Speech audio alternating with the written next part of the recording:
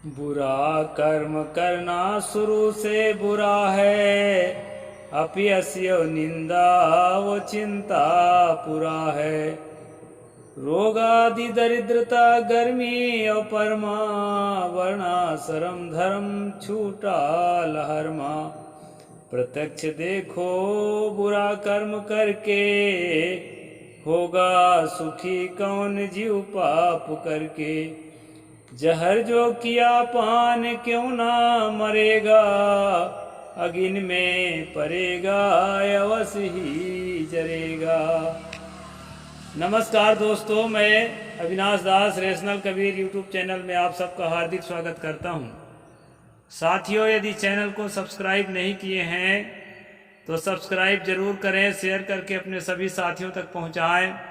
Bell icon को press करें, all notification on रखें ताकि हर नया अपडेट आप तक पहुंच सके। लाइक और कमेंट जरूर करें दोस्तों। जैसा कि आप जानते हैं, इस चैनल का उद्देश्य किसी भी जाति, धर्म, संप्रदाय या व्यक्ति विशेष को आहत पहुंचाना नहीं है।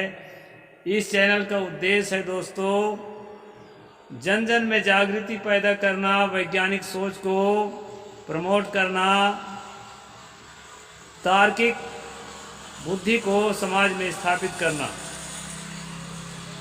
अभी मैं दोस्तों कुछ कविता का अंश पढ़कर के सुनाया हुई न्याय नामा नाम की किताब है। कबीर पंथ में एक पूज्य संत श्री निर्मल साहेब बहुत प्रसिद्ध हो गए हैं, उन्हीं की एक किताब है। छोटी सी किताब है, एटम बम की तरह।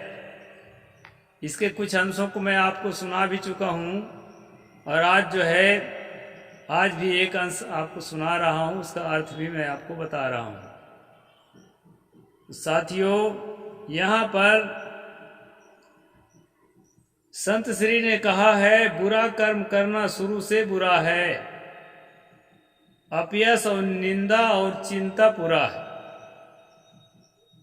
जब हम बुरा कर्म करने के लिए मन में सोच पैदा करते हैं, उसी समय से हमारा मन गंदा हो जाता है।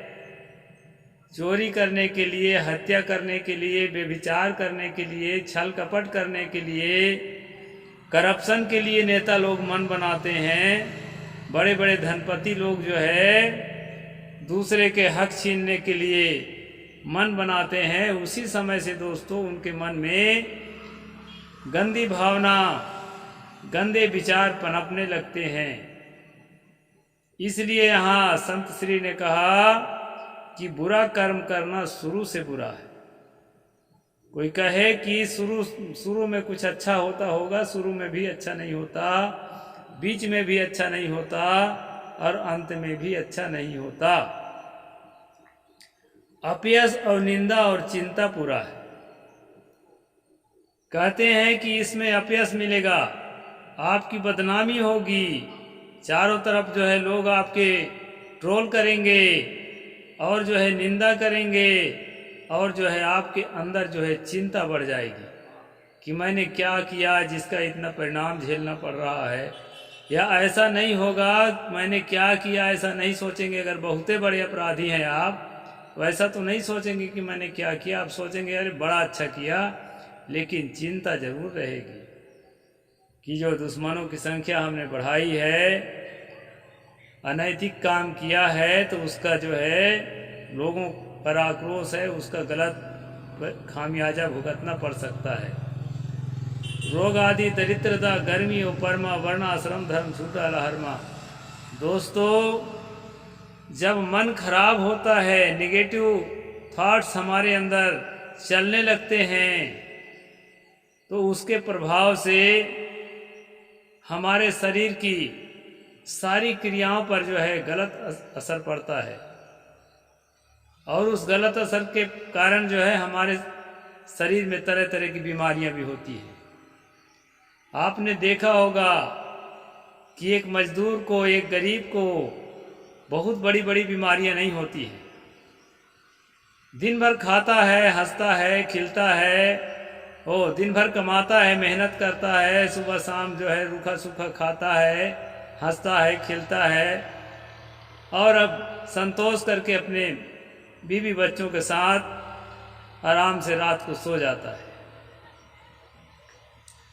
लेकिन जितने बड़े बड़े धनपति हैं, किसी का किडनी फेल हो रहा है, किसी का हार्ट अटैक आ रहा है, किसी को शुगर लेवल बहुत ज़्यादा बढ़ रहा है, छोटों को भी होता है, छोटे कोई बीमारी से खाली है ये मैं नहीं कहना चाहता, लेकिन बड़ों को जिनके पास सब कुछ संसाधन है उनको क्यों होता है, छोटे को होता है कुपोषण के कारण। समझ में आता है कि बेचारा मेहनत तो खूब किया लेकिन खाने पीने की ठीक से व्यवस्था नहीं होने के कारण, न्यूट्रिशन वैल्यू जो है उसके शरीर में अपर्याप्त होने के कारण वो जो है बीमार पड़ता है और उसको बीमारियां होती है, समझ में आता है। लेकिन जो बड़े बड़े धनपति हैं, राजनेता हैं, इनको जो बीमारियां होती हैं उसका क्या कारण क्या हो सकता है? तो खाने को खूब पाते हैं, डॉक्टर परीक्षण करके खिलाता है कि कोई नुकसानकारी चीज़ तो अंदर नहीं जा रही है।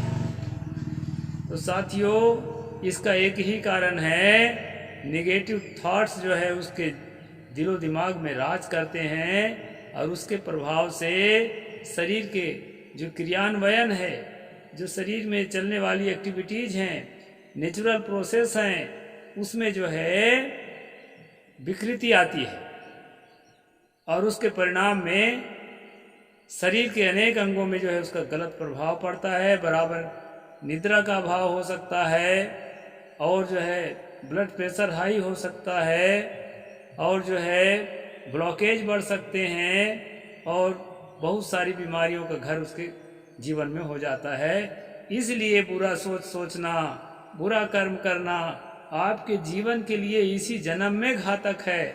मरने के बाद क्या होता है, किस जन्म में जाते हैं कि नहीं होता पुनर्जन्म, ये सब सोचने की ज़रूरत नहीं है। इसी जन्म में दोस्तों बहुत सारा दुख जो है गलत सोचने वाले को जीवन में आने लगता है। यहाँ कहा है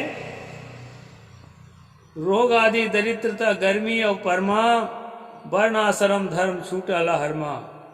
ये वर्णाश्रम धर्म यहाँ पर बताया गया है। जो वर्णाश्रम धर्म है, जो अपने आप को बड़ी जाति समझ करके अहंकार करके और अन्य लोगों को अपने से छोटी जाति समझ करके जो उसको निरादर करते हैं, अवहेलना करते हैं और प्रताड़ित करते हैं, घोड़ी चढ़ने पर हत्या करने को गोली चलाते हैं, मूछ रखने पर हत्या करते हैं, बहू बेटियों का ये क्या कर लेंगे छोटे मोटे लोग, ऐसा करके बहू बेटियों का जो है जो बलात्कार करते हैं और अनेक तरह से करप्शन करके दोस्तों धन इकट्ठा करते हैं और गरीबों को सताते हैं।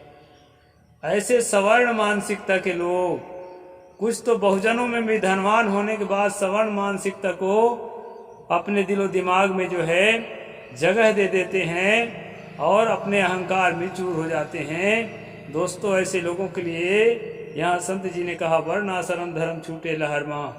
तो ये जो है वर्णाश्रम धर्म के लहर में ये जो है पाप करते हैं। वर्णाश्रम धर्म का मतलब वही है जो मैं मनुस्मृति के माध्यम से आपको बताया करता हूँ कि किस जाति के लिए क्या कर्तव्य हैं और क्या अधिकार हैं, और किस जाति के लिए क्या कर्तव्य नहीं है और क्या अधिकार नहीं है। उसी को दोस्तों यहाँ पर वर्णाश्रम धर्म कहा गया है। प्रकारांतर भेद से उसको ब्राह्मण धर्म या वैदिक धर्म कहते हैं। आजकल कुछ लोग उसे हिंदू धर्म भी कहने लगे। प्रत्यक्ष देखो बुरा कर्म करके होगा कौन सुखी जीव पाप करके। यहाँ आगे लेखक कहते हैं कि प्रत्यक्ष देख सकते हो कि बुरा कर्म करके कौन सुखी हो रहा है। बुरी सोच सोचने वाला, बुरा बोलने वाला, दूसरे को नीचा समझने वाला और जो है दूसरे को हड़पने वाला, दूसरे को प्रताड़ित करने वाला आदमी कौन सुखी हो सकता है, इसको जो है आप प्रत्यक्ष देख सकते हैं। कर्म करने वालों को और जो है उसका परिणाम झेलने वालों को। इध तपति पेच तपति पापकारी उभयथ तपति। तथागत बुद्ध ने कहा है कि यहाँ दुखित होगा वहाँ दुखित होगा, जहाँ जाएगा वहाँ दुखित होगा। पाप करने वाला आदमी जो है हर वक्त जो है दुखित ही रहेगा, पर संतापित ही रहेगा। इस प्रकार तथागत बुद्ध ने इस बात को कहा है दोस्तों। आगे कहते हैं, जहर जो किया पान क्यों ना मरेगा, अगिन में पड़ेगा अवश्य ही जलेगा। यहाँ पर उदाहरण दिए हैं कि अगर किसी ने जहर पी लिया है तो वो जरूर मरेगा। कई लोग कहते हैं कि मीराबाई ने जहर पी लिया और मरा ही नहीं, मरी ही नहीं, वो तो जिंदा रह गई, तो जहर भी उसके लिए अमृत बन गया। उन लोगों को ये समझना पड़ेगा कि स्वामी दयानंद सरस्वती, जिसके नाम से आर्य समाज नाम का एक पंथ चल रहा है भारत में, बहुत पॉपुलर पंथ है। मीराबाई के नाम से तो कोई पंथ नहीं चला, हालांकि वो विद्वान थी अपनी जगह पर और फेमस थी, लेकिन पंथ अलग से नहीं चल पाया। लेकिन स्वामी दयानंद सरस्वती के नाम से तो दोस्तों पंथ चलता है। उनकी विद्वता को जो है किसी भी प्रकार से कम नहीं आंकी जा सकती। लेकिन उनको कहा जाता है कि उनके रसोइये ने जहर दिया तो वो मर ही गए। तो जहर पी करके लोग मर जाते हैं, ये पक्का है, इसमें कोई महिमा चमत्कार, कोई देवी देवता, कोई ईश्वर परमात्मा उसको नहीं बचा सकते। जो जहर पिया है, जहर जो पिया पान अवश्य ही मरेगा, अगिन में पड़ेगा अवश्य ही जलेगा। जो आग में पड़ेगा तो जरूर जल जाएगा।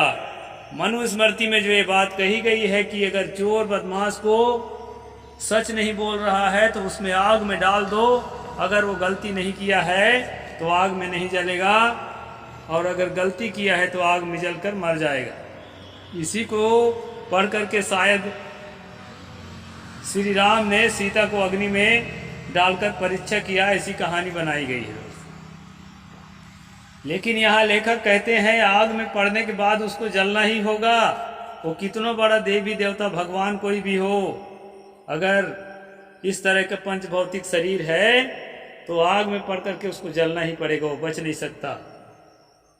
ऐसा लेखक यहाँ कारण कार्य व्यवस्था का प्रतिपादन करते हैं और एक रैशनैलिटी को उद्घाटन करते हैं दोस्तों। तो खास बात हमें समझना है कि जो है यहाँ पूज्य निर्मल साहेब जी जो है अपनी किताब में यहाँ लिखे हैं और उनके लिखा अनुसार मैं आपको पढ़ के सुना रहा हूँ दोस्तों।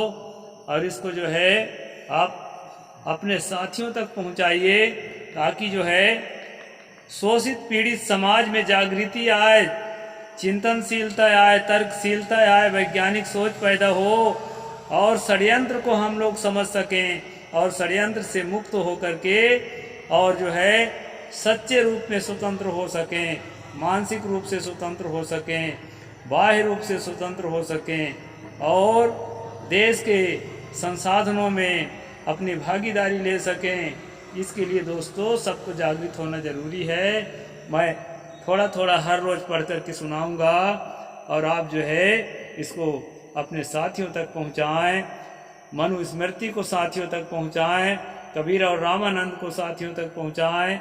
इसके बाद और भी मैं कोई किताब आप लोगों को सुनाऊंगा, उसको भी साथियों तक पहुँचाएँ दोस्तों। साहेब बंदगी, जय जोहार, जय भीम, जय भारत।